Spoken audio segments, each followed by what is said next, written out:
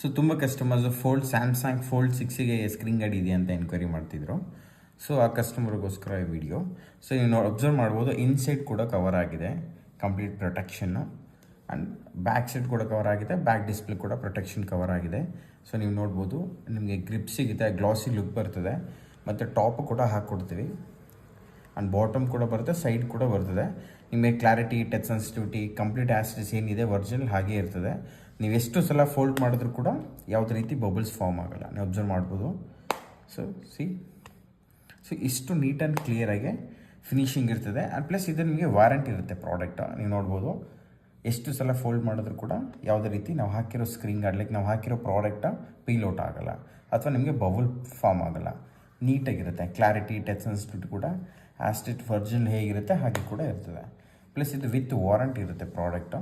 So ಹಾಗಾಗಿ ನೀವು store visit ಮಾಡಿ, ಸೊ ನೀವು ಆಫ್ಟರ್ ದಟ್ ನೀವು ಗಾರ್ಡ್ ಹಾಕ್ಸ್ಕೊಬೋದು ನೋಡಿ. Thank you.